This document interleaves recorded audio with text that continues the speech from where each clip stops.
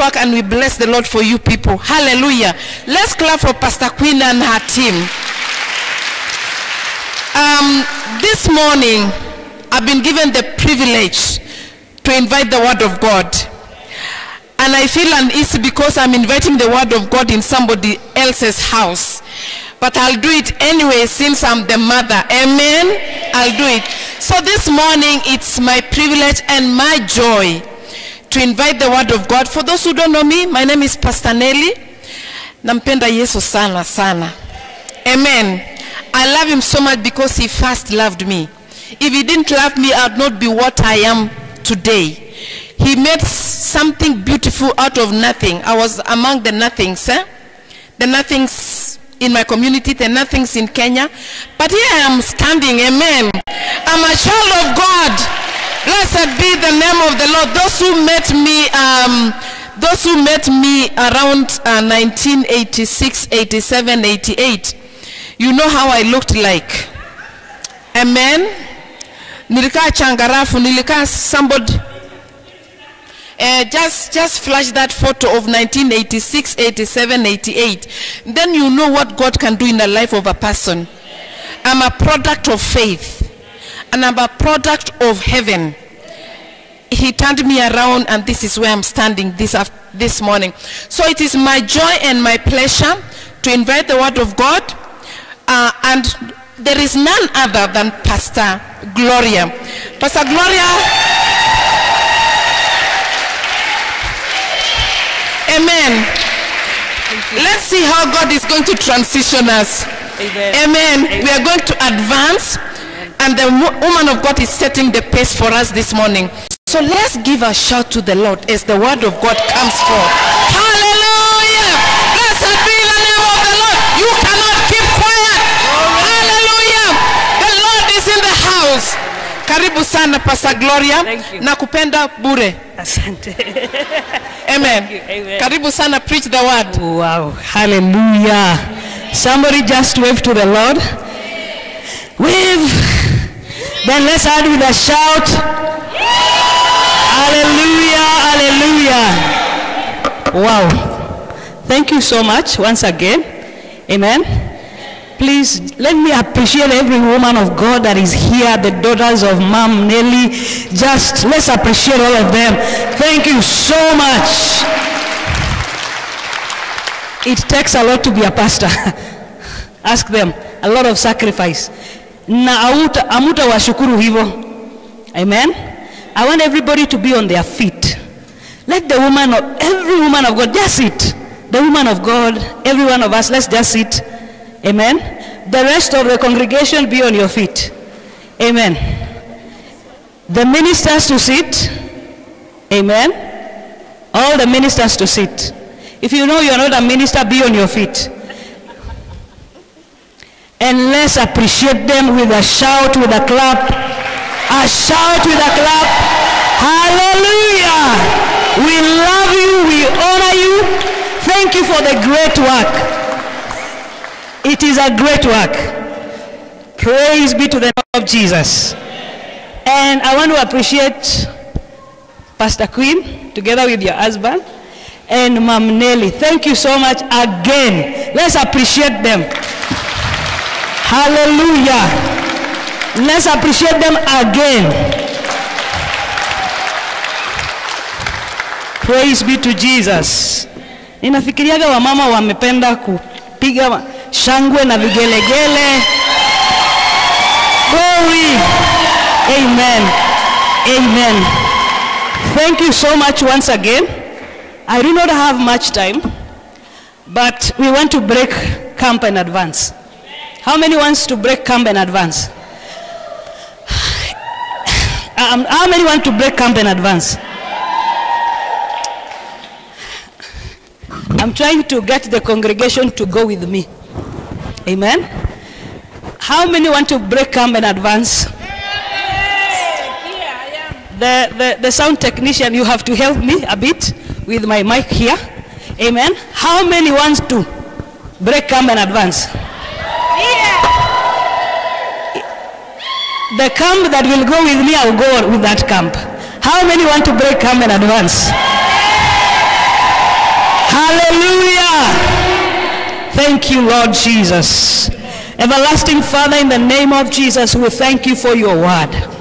The Bible says that Jesus has been given a name that is above every name. That at the mention of the name Jesus, every knee bows and every tongue confesses that he is Lord. We thank you for your word that you have highly exalted and honored in this house and in this place. We honor you, Lord Jesus. We bless you. We give you glory and we give you honor. Thank you for every heart that is here. Lord, you meet them in the name of Jesus. And somebody say amen. Amen. Amen. Somebody say amen. Amen. I want to, wangapi wananisikia? All right, we can sit down. Then we are going to go to the theme scripture. Amen. I am able to be a teacher and I am able to also preach. But because we are laying foundation, it's very important to teach. Hallelujah. Amen. Because we are laying foundation, is important to what? Now, can we start with the name of the church, Gospel? Praise be to Jesus. Paul says, I am not ashamed of the gospel, because it is the power of God unto salvation. So the name gospel is good news. Please, hallelujah. God is going to help us. Amen. The name gospel is good news. Tell your neighbor, the name gospel is good news. So Nelly, together with the family of Gospel International, had a desire that good news may spread. And child of God, good news has peace. Good news gives life. Good news builds society. Good news empowers those that do not look like they have life, and it empowers them to cause them to have life. So Paul says in Romans that I am not ashamed of this good news, because this good news has power to transform. And I believe that is the heart of this ministry. The power to transform. Listen, transformation is powerful, because when you are transformed, your name changes. Even if you still remain to be called so and so, it changes, because it carries honor. Women, I want to carry you to where we are going, so that as Mama transitions you catch the vision. So when you allow the word of God to transform you, it gives you honor. Listen, God is an amazing Father, that he says, my daughter, let me beautify you with my name. You know, women, we lack beauty.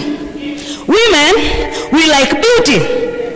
God says, let me beautify you with my name, the name Jesus. And he says, I am going to cause everyone to have the name Jesus, which has been exalted above every name. That at the mention of that name Jesus, every knee what? Bows. So we have inherited the name Jesus, but that name is honor to us. That name is authority to us. That name is power. That name is identity. That name is prosperity. That name gives us access in the place of leadership. It gives us access in the place of influence. And that is the name we want to exalt tonight. 2 Timothy chapter 3, verse 16. It says that you have known the Holy Scriptures, which is able to make you wise. So this Bible that you have is able to what? Make you wise. It makes us wise unto what? Unto salvation. 2 Timothy 3, verse 15 and 16. Amen? So this book is able to make us wise. I have never seen a powerful woman that is not submitted to this book. Women, I have never seen a powerful woman that has not submitted to the Bible. Look, in your generation, if they have not submitted to the Bible, it is a matter of time they will come down. But a woman that submits under the lordship of the word, that woman, it is just a matter of time. Watafika mali wanaenda. They will reach where they are going. They will make impact, legacy that will remain. So the gospel, the scriptures, the written word is able to make us wise unto salvation. Amen? Then it says that those scriptures, that Bible you have, it is God inspired. So it is not man inspired. Amen? Though it is man that teaches that gospel, but it is not man inspired. Somebody, I want you to say, I am receiving the accurate word, because it is God's breath. It is his life. Praise be to the name of God. So it says it is inspired by God. So the inspiration of God is powerful. Then it goes ahead and says, I'm sure some of you are wondering, umeshika hiyo nimeshika. It is inspired. You follow me through your Bible. It is inspired by God. Then it goes ahead and says it is profitable for learning. Do you want to learn, women? This one, let's submit to the word. Amen? So it is profitable for learning. Hallelujah. Wave to me like this. Please, you cannot be looking at me and you are not writing something. Hallelujah. Amen. Have your Bible, write something. Amen. So the word of God is profitable for learning. That's why even the general overseer, as she is here, she wants to give you instruction. And if you abide to those instructions, they are able to empower you. But her instruction is not outside the word. She has said very well, if we go back and look at our picture, you will realize that was her sister. This is the real her. But what has shaped the real her is this same word. Pigia Bwana Yesu makofi mazuri. Hallelujah. It is this same word. I'm just doing groundwork. We are doing groundwork. So that the Bible is able to teach us. Number two, the Bible is able to reproof. If there is teaching, there is correction. If there is teaching, there is order. Are you hearing me, women? So we cannot go above teaching, because teaching brings order. The Bible clearly says that God is not a God of confusion. That's why they had to decorate this place. Now see, when they made it to make confusion, because we have not abided to the theme. Amen. But all the same, God is not a God of what? Confusion. Tell your neighbor, God is not a God of confusion. God is a God of order. And that order comes by teaching. Amen. So it points out what? Error. Okay? And it also points, it gives evidence to truth. So if there is error, there is truth. So there's this same word of God can show us error. Inamaanisha If you are living a certain life that you ought not to live, the Bible will say that is error, and it will bring truth. Oh, Rabasatayande. Hallelujah. It will say that is error. Do you know what error is? Sickness is error. Poverty is error. Being oppressed is error. There are things that are error. But when the truth comes, error goes. Pigia Bwana Yesu makofi mazuri. Then the last thing, it gives instruction. So, when a woman sits under the word points out error. And the woman knows the truth in the word. And the truth they know become instruction in their life. Amen. We are breaking camp. Situlavunja. Now, everyone have to submit to the word. Amen. Now, submitting to the word is first allow yourself to be taught. You will never go far if you are not teachable.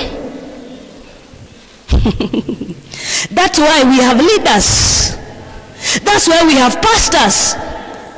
So pastors and leaders come in to teach us.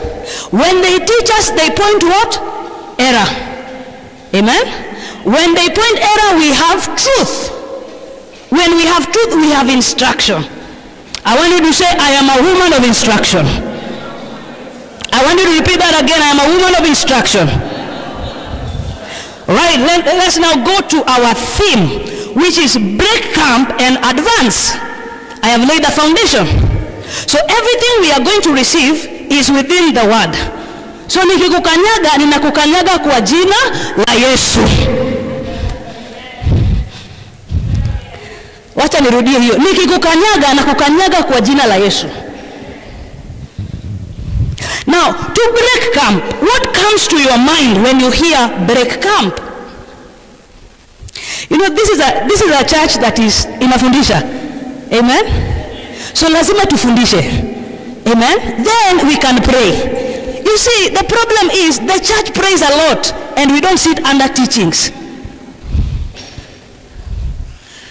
Can you pray from morning till 6 and you have not heard any word? You're wasting time. You have to sit and listen. Then when you listen, you have instruction to pray for. Mwambie jirani yako, I love you. Alright, what comes to your mind when you hear the word break?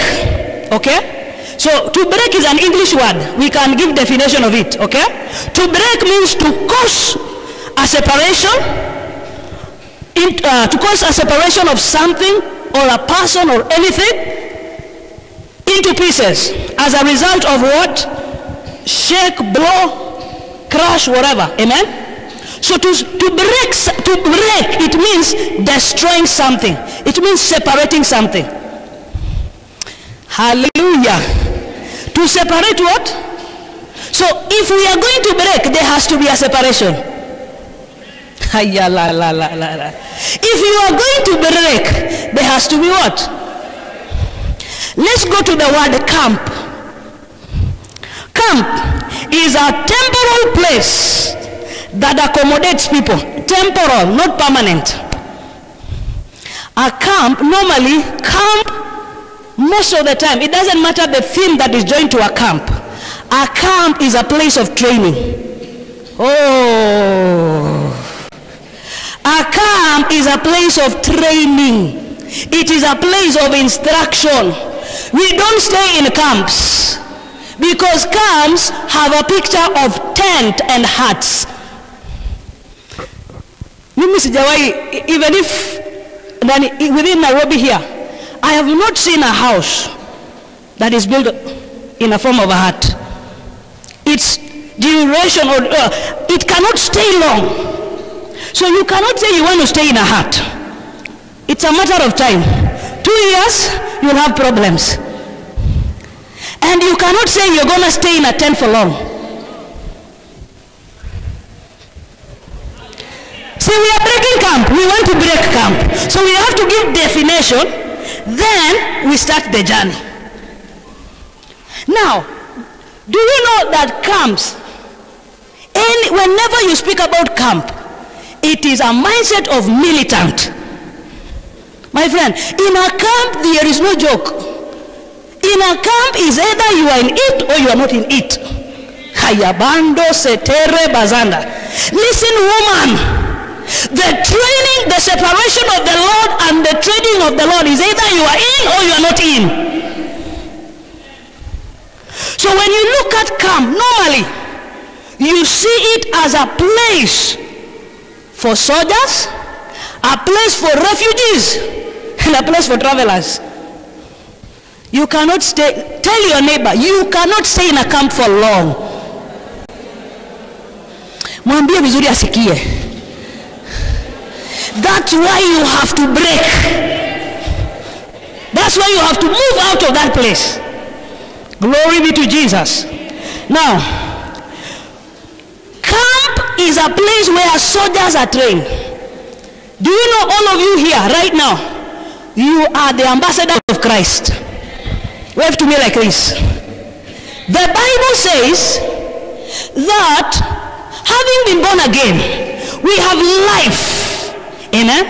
And by that life, we are called reconcilers. A reconciler is one that carries the news of the kingdom he has been reconciled into. Hey, watu wa nyuma huko, mnifanyia hivi. Sijawacha mbali, tuende pamoja. Watu wa nyuma. All right. A reconciler is one that brings the good news of the kingdom they have been reconciled into. Now, when you are in a camp, you are trained to represent something. When you are in a camp, is a place of training. So it means after training, you have to represent something.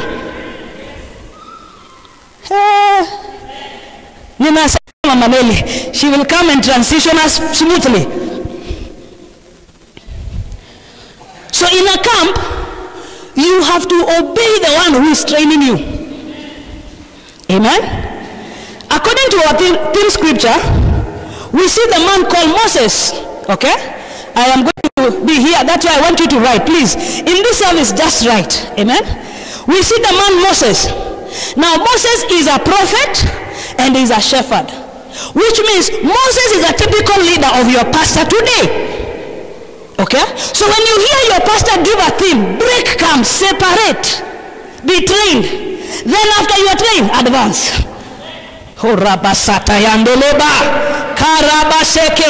Hallelujah. So Moses is a prophet, is a shepherd. Who is a shepherd? If you want to write down. Shepherd is one that protects you. Amen? According to John 10. John chapter 10, it says that shepherds know the sheep. And the sheep hear the voice of the shepherd. Hallelujah. And the shepherd leads the sheep. And the sheep follows the shepherd. Which means in camp, there is only one leader. In a camp, there is only what? There is structure. In a camp, there is no freedom. Amen? If you have ever engaged in sport or even in gym, you don't go into a gym and you tell the gym instructor, I only want to lift the... No, you will follow what everybody is doing. Amen? So in a camp, there is one leader, there is structure. Hallelujah. So Moses is a leader who is also a pastor like the ones we have here. And they lead you because they know you. Let me repeat that again. They lead you because they know you. They cannot lead you because they do not know you. They know you, that's why they lead you. Hallelujah. Say, Jesus will love you. So don't be lied to that your pastor does not know you. They know you. That's why they can lead you. And you can hear their voice and follow. Hallelujah. So as a pastor, a shepherd, which is the picture of Moses, okay, is one that gives direction and instruction. So everything she's going to share with you, amen, Pastor Nelly will share with you. Those are instructions, and they are instructions for life. A shepherd does not just lead but protects. Hallelujah. So which means if you do not have a shepherd, you are uncovered. Amujasema amen hapo. If you are not led, you are vulnerable. If you are not led, you are vulnerable to attacks. Hallelujah. All right, let's stay with me there. Look at what David says in Psalms 27. The Lord is my light and my salvation. Whom shall I fear? Which means the Lord uses the shepherd, and the shepherd communicates light and salvation. Hallelujah. Amen. Then when light and salvation is communicated, you cannot fear. Psalms 27 verse 1. When light and salvation is communicated, you cannot fear. Hallelujah. Okay. In comes there is training, and training is given by one leader. That's why all our militant soldiers, they are neutral. They do not support the government. They do not support the people. They are neutral. If the government goes in a different way, the people go in a different way, they will stand neutral to save the nation. So soldiers are loyal to the flag of the nation, not anybody. Hallelujah. Number two, soldiers have skills for all weather. Any season, a soldier is ready for it. But under the leadership of a shepherd, that's why they are protected. You see, so long as any soldier sees the flag of Kenya, they will respect it. It doesn't matter where they are. Their allegiance is to that flag. The oath they took. Do you know salvation is an oath? Haramande Seteria. Salvation is an oath. So we must be loyal to this good news. Tell your neighbor, be loyal to this good news. It is an oath. That's why we are equipped. Amen. A soldier is equipped. That's why he says again, Timothy, that study to show yourself approved, a workmanship that is not ashamed, rightfully, detailedly dividing the word of truth. So a soldier has a skill. Woman, you must have skill. Skill is empowered by the word. Listen, you can have all the PhD you want, but if you do not know how to submit to this word, you will still be stranded. You can be very beautiful. Every man looks to you. But if you're not submitted to the word, you are as nothing. Beauty is in the word. Hallelujah. Generation of Nelly. This is generation of Nelly, because she's your mother. Generation of Nelly. Beauty is in the word. Beauty is in the word. A woman that knows God is a powerful woman. So we carry skill. Hallelujah. There is skill. Look at Psalms again 23. Psalms 23. We are somewhere. Amen. Psalms 23. Psalms 23. He says, the Lord is my shepherd. Again. The Lord is my shepherd, I shall not want. He makes me to lie down in green pastures. He leads me beside the still water. He restores my soul. See, it is the year of restoration. You cannot be restored without a pastor. You are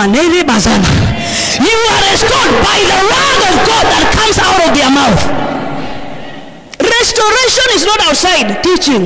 Restoration is not outside instruction.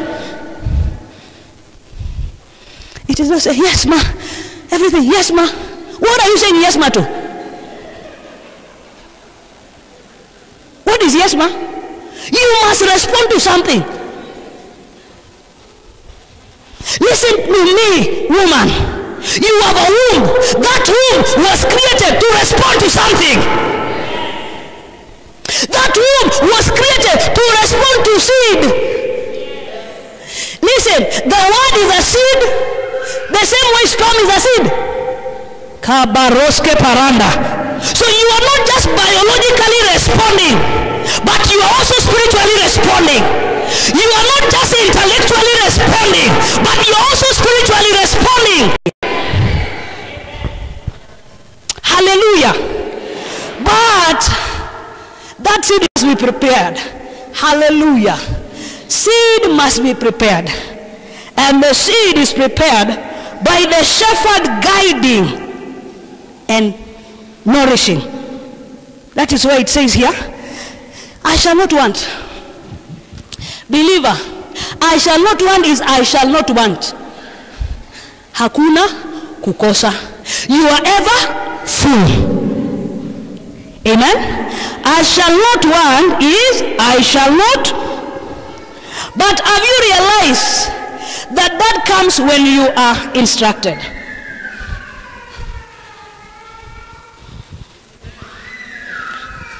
Amen. That comes when you are what? Instructed. So we need men and women of God in our lives. We need Pastor Nelly. We need Pastor Queen. We need all the women of God here, so that every day there is something they are pumping in us. The Bible says, train a child in the ways of the Lord. When they grow up, they will not depart. Pump every day. Train them, train them, train them, train them. That's why it is good to be in a camp. And if you don't graduate, stay there. Breaking camp is only for those that are mature. You will not break camp when you are a baby. You will destroy things there. You break camp when you are mature. That's why you have to stay and follow instruction for you to mature. Babies are not going to advance.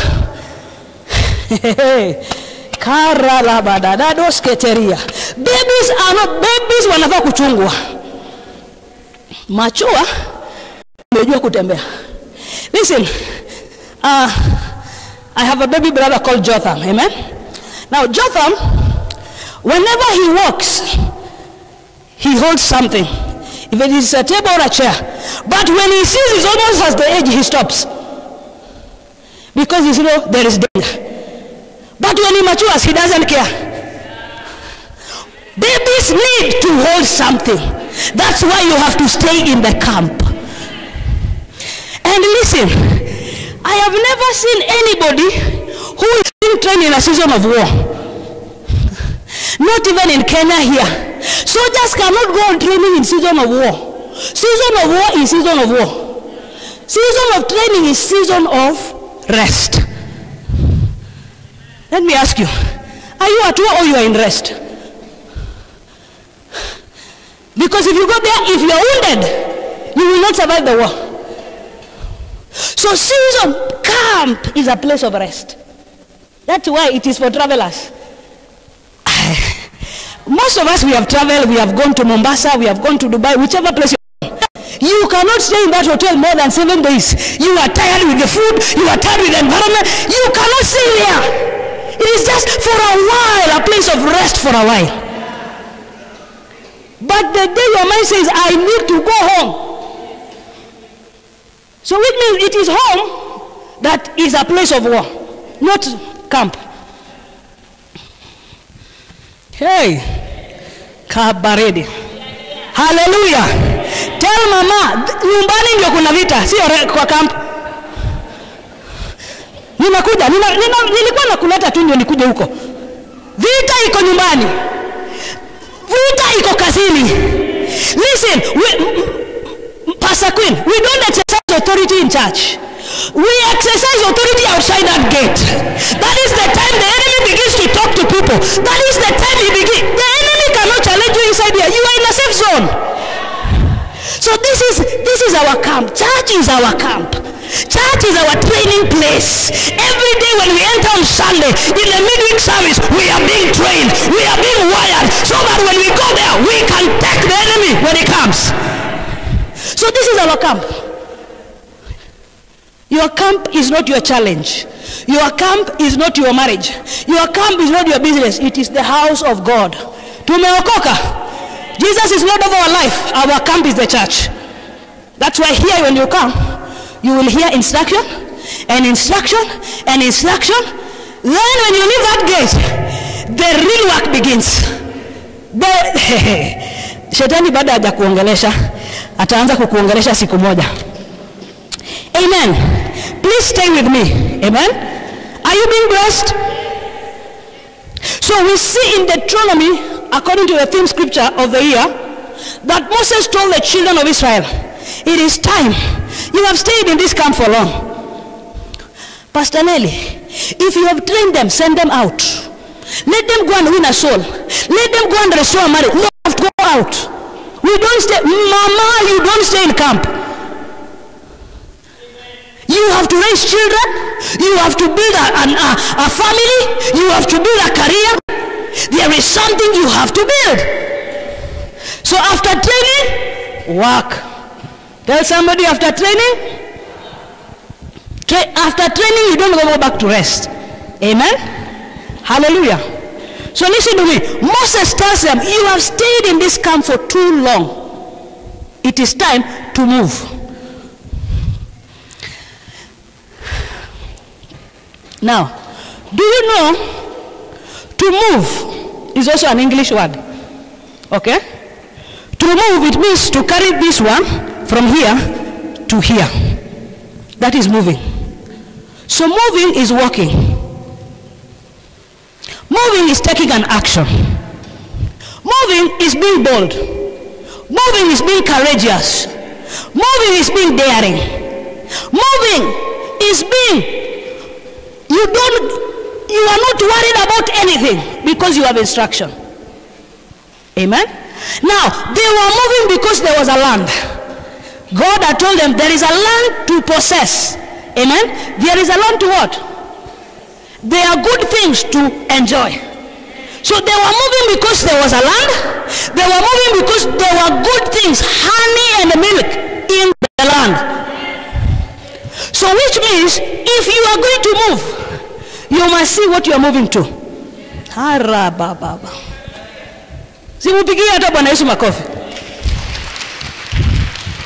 You cannot move if you are not seeing. That's why instruction teaches you to see. Everything Mama will be sharing here in the afternoon, she's going to cast a vision in your heart. That vision is sight. The Bible says in the book of Proverbs that where there is no vision, people are what? Restrained. A blind man will go nowhere. A blind woman will go nowhere. Let me repeat that again. You can be having eyes but you are not seeing. Ebu fanyia hivi jirani, fanya hivi. Akona macho. Muulize, umejua mahali unaenda? So it is not physical eyes. Rather, it is that purpose in you. Sight is purpose. Hallelujah, women. Hallelujah. Sight is what? It is vision. It is a dream. Amen? That's why their prosperity was going to come. It says, we must listen to counsel. Because the teacher knows where he's taking us. Amen?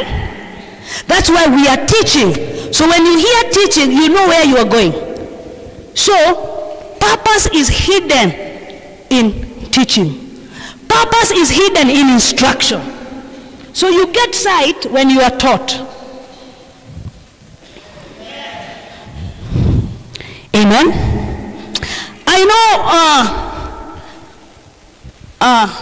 our general overseer, Mrs., she is a visionary. She is a leader. She doesn't want you to just cry in at home. She wants you to do something. That's why every day when she comes, there is something she talk about leadership. Amen. There is something she will have to pump in you. Amen. So what she is pumping is instruction. What she is putting in you is purpose. It is a dream. It is strength. It is courage. Listen, when you have a gun, it does not mean you know how to shoot it. The moment you shoot it at the target, you know how to use the gun. I know women, we are educated. We have to be like this. That profession is good. But achievement in that profession is you achieving in the profession you have. Shows us you understand your purpose. So having position which can come in form of success, amen, in form of position, in form of profession is good. Tell somebody it is good to have something. It is good to have success, promotion, profession, achievement. But do you know if you stop at your achievement, you are not successful?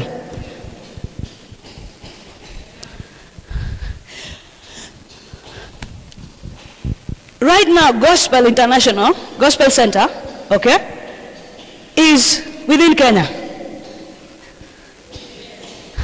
But do you know success is filling the earth? So bado tujafika. Ndio tumeanza. So every time you see you are in position, it is time to move. If you stay there, you do not know to use that position. Hallelujah. So position is success. Amen. In your camp, you have success. In your camp, you have success. In your camp, you have position. You have a profession. But when you move outside the camp, we have to see achievements. So woman, you are not just going to be a woman who has a profession, that is a good mother, that is a good wife. We have to see achievements. You are a good mother. Can we see it on your children? You are a good wife. Can we see it on your husband? This thing you cannot hide it. When somebody is pregnant, you cannot hata ufunge mara ngapi itaonekana. So you cannot hide it. Can you hide beauty? Even if hata wewe nguo ndefu namna gani itaonekana. Which means achievement cannot be hidden. Transformation cannot be hidden. If you learn well, we will see it. Pigia Bwana Yesu makofi mazuri. That's why we need Pastor Nelly. That's why we need Pastor Queen. And we need all the women of God here. Why? They will position us. But I'm not supposed to rest in my position. Listen, every time you have achieved something, the next thing you're going to see is war.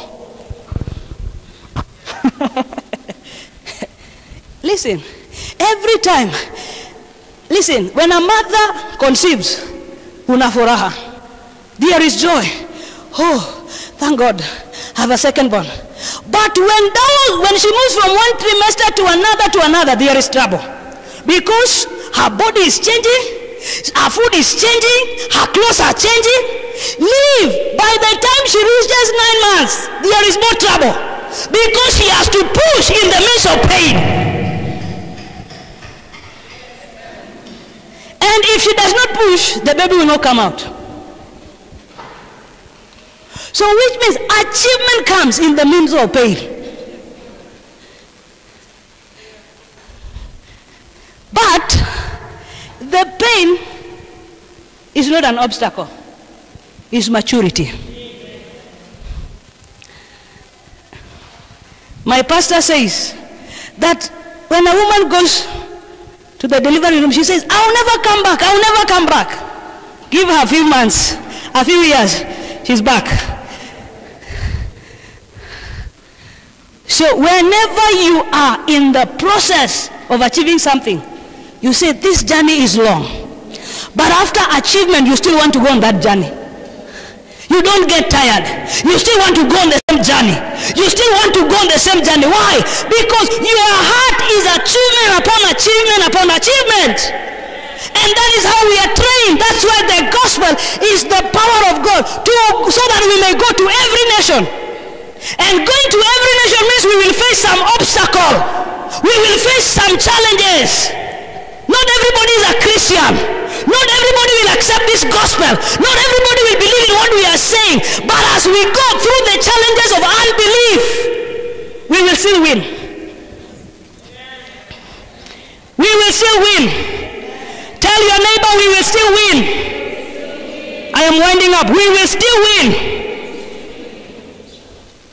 But I don't like this other side of camp that is called low self-esteem. Because you know, in a camp you have to nurse everybody. There are some that are sick. There are some that have low self-esteem. There are some that are frustrated. There are some that they do not know even where they are going. So you have to be there. Can we talk today? Tomorrow. Can we talk today? Tomorrow. When are you prepared? I am not ready. I am not ready. Are you going? I am not going. Can we make a plan to sit down? I don't want to sit down. So in a camp you're going to meet attitudes. You're going to meet attitudes. Pastor, I have been praying for this marriage. It is not working. I'm moving out. So you move. Babies are the ones that are saying, Mommy, you're not my mommy today. Tomorrow, after 5 minutes, Mommy, I love you. So you just rant as you want. You still stay in that marriage because you have not matured. Hey, pastors, you watch here to happen. Wave to me like this. Am I helping somebody? Are you sure? So whenever we are in a training, we must expect attitudes. And I'm telling you, attitudes are very powerful. Because attitude shows potential. If you see somebody is a gossiper, it tells you that person can pray.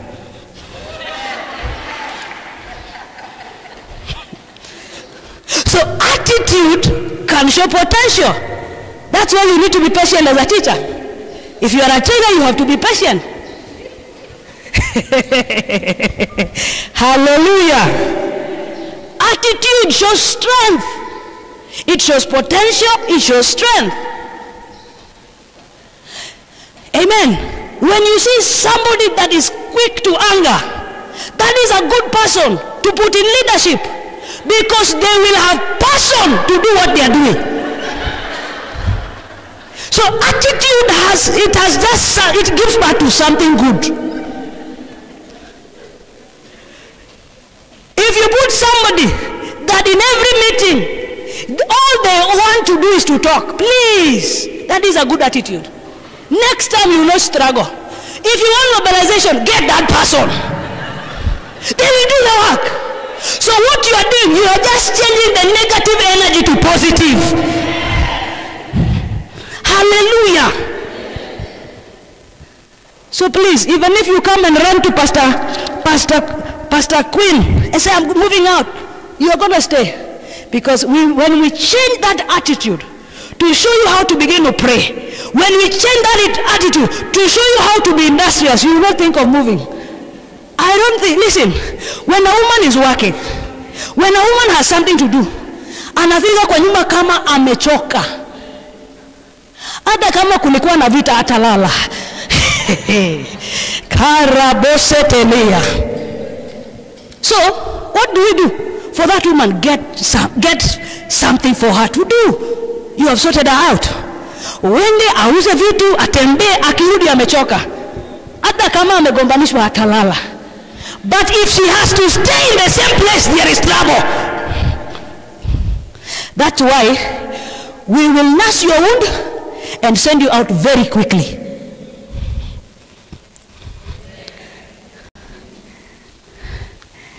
Pastor, when I call my husband, I tell them school fees is needed, he's not giving. We are going to pray for you. You are going to finish that, whatever course you are doing, you're going to get a job. So that you stop calling. And the house will rest. So we in camp we do what? We change the negative Into what? So nobody cannot be used. In a camp, everybody is instrument. In a camp, everybody can do something. Hallelujah! You can do something because you only need to be transformed. Hallelujah. Now, the one who is teaching, who is dealing with your attitude, because low self-esteem is when someone lacks confidence. So what do? Pump confidence about something, so they feel incompetent, they feel inadequate. So what do? You remove the feeling. So what we are going to do, we are just going to remove the feeling and leave you. When we remove inadequacy, incompetent, you are able to achieve every result you want. I want you to say, I am powerful. I transform my generation. By my womb, I transform generation. Amen. Now, your credential shows that you have strength. Credential shows you have what? But your achievement shows that you have courage. I am a pastor's wife. God bless you. How many lives are you transforming? Pastor's wife. How many lives are you transforming? I am a mother of 5. How many lives are you transforming? So it is not just credential. There has to be. Tell somebody achievement. When you learn to walk in achievement, you will never respond to self-pity. Wamama, woye, auelewi chenye inanifanyikia. Woye, hatutaki kuelewa. When you learn to walk in achievement, you do not respond to self-pity. When you learn to walk in achievement, you have aggressive spirit at all times. You know, titles are very good, but they have prices. There is a price tag. Somebody can say, Pastor Gloria is teaching very restful with no struggle. Come and take this mic and stand here. You will know it is not as restful as you think. For Mom Nelly to be your mother, ask her how many times she has to talk to herself to be your mother. She has to convince herself. Because among her daughters, wengine hawasiki, some, they want to do their own things. So every day she has to convince herself, you are still their mother. So she is aggressive to stay being a mother. You have to be aggressive to stay to being a woman. Because you can change to being disaster. You can change to abort your children. So you need to speak to yourself to be a woman. And speaking yourself is having a vision. Speaking yourself is having something to do.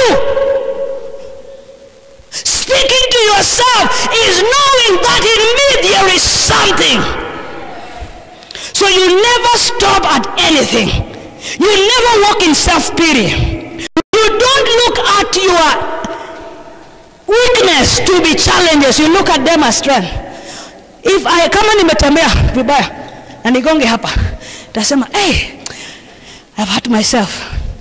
But next time I will know. I will not walk that direction. So weakness is very good. It leads to direction. That attitude leads to direction. Amen. So women must understand we don't stop at anything. We must understand that we have wombs to give birth. What do you do what? You have wombs to give birth. You must understand because you have a womb, you must be disciplined. Ask any of the ladies of the different congregation that is in this ministry. You You had to sacrifice to be in the position you are in. Some of you are forced by your husbands. Hallelujah. Praise the name of Jesus. Some of you wanted to go to other professions. Muzee akakuconvince, baby, I love you, but as for me and my house, we have to follow the Lord. So you must be disciplined in the purpose and the dream God has given you. If it is career-wise, do it as unto the Lord. If it is ministry, do it as unto the Lord. Hallelujah. Glory be to God. Do it as unto the Lord. You must have a lifestyle of bearing fruit in season and out of season. Hallelujah. Please, the one in the keyboardist, just come. You must have a lifestyle. Amen. A lifestyle that bears fruit in season and out of. Hallelujah. In season, woman. In season, woman. In season, you must understand that you are the only one who can put yourself down, and you are the only one who can lift yourself up. Hallelujah. Listen to me. I know I will have another opportunity to speak again. We must learn, women, not to live but, not to die but to live. I'm speaking to you right now.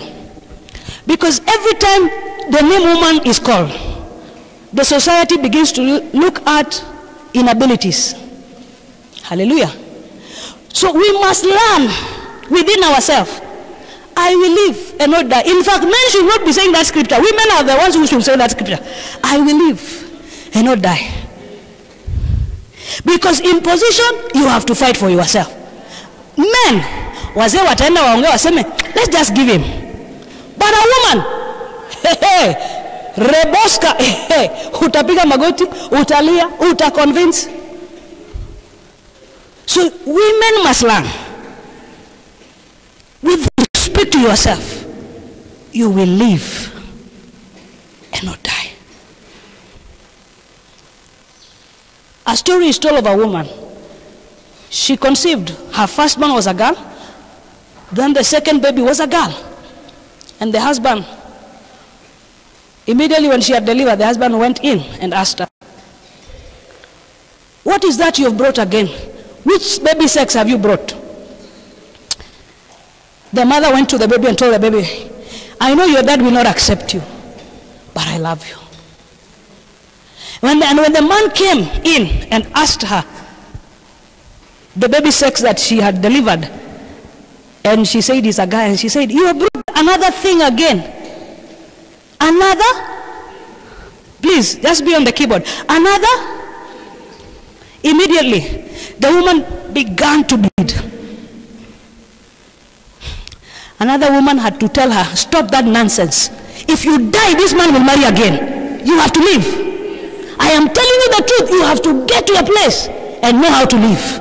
If you stay in your frustration, if you stay in that depression, if you stay in that strife, you will die. You have to live. Accepted, rejected, live. Loved and loved, live. You have somebody supporting you, not supporting you, live. Because if you live, there will be space for you. By the way, if you die, there is no space. Because we cannot bury you in this whole place. It will just be, in fact, 6 feet. It is 6 feet down. But the space here can be 5 meters or even 2 meters. You must live. There is a space for you. There is an opportunity for you. There is still something that you have to give back to. There is still something that you have to do. That's why Jesus is our hope. Not your husband, not your children, not your profession. We are coming back for the next service. I'm going to say some things that will break that pain out of you.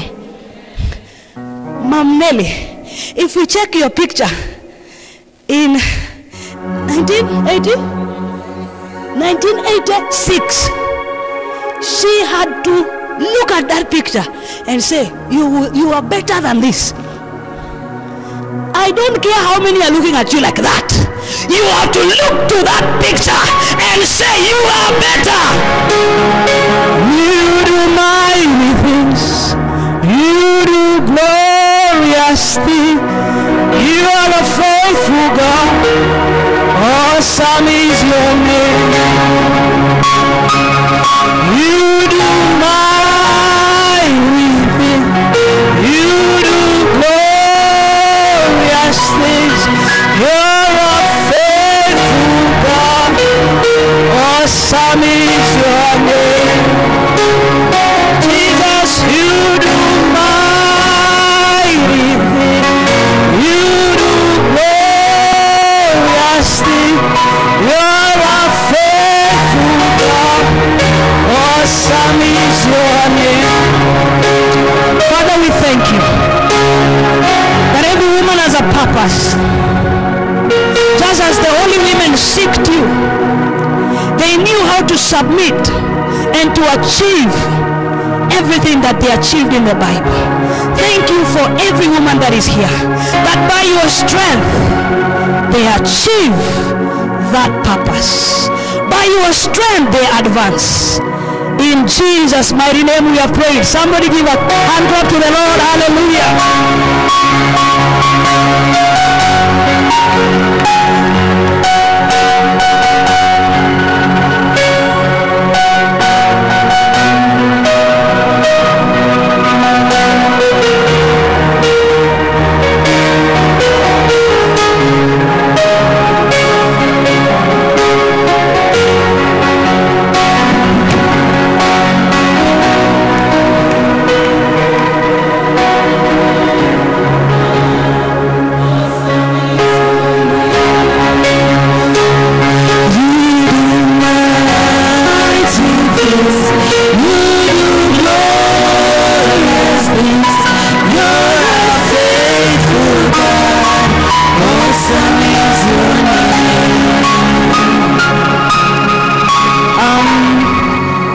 Pastor Gloria, we are indeed blessed, and our technical team will help us. This mic, because of the lot of volume of the empty space that there is not, so we all, when we stand here, we hold our mic like that we can be heard, so that we can hear, because it's a powerful one that is coming forth. And even if you miss something else, just know that you must live. When you kill yourself there, that man will just go and marry another man the next day. So live. Choose to live. And choose to praise God. And to know that even a man can leave you. Your friends can leave you, but God will never leave you. That word has really touched me. Ujua kwamba Mungu hawezi akakuacha. Tafadhali tumuishie Mungu. Choose to live. Don't give up. Don't give up. Bwana asifiwe. Because the work in the ministry, there's so much to be done by the women. And we are calling out women to come. That's why the devil is fighting you so much, because he knows there's greatness in you. The world needs you. Your family, the church needs you. And God is counting on you. Bwana asifiwe. Pastor Carol, is ready? So hata nimeanza kuita Pastor Carol, kuja tu, just receive it. Because we have two Carols.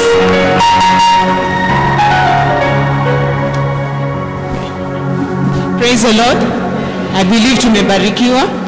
I have stopped apologizing for being aggressive. There are those moments you feel like, you know. So I've realized you're in different places. Some of us are in the camp to nurse our wounds. Some are in the camp to be ministered to be recharged. So whatever the situation, God is giving us instructions. Amen. So we'll break for a cup of tea. We'll take 20 minutes. Our protocol team will usher our ministers to where they need to, you know, just sit, fellowship together and have a cup of tea. And the rest of us will also have our team guiding us. Let's pray for the cup of tea. Father, we give you thanks, we give you praise, Lord, this very hour. We thank Jehovah, for you have reminded us that indeed you are the God that gives us instructions for every season, oh God. And as your daughters, my Father, we choose to obey your voice. We choose to heed to the instructions that you're giving us and to submit to your word.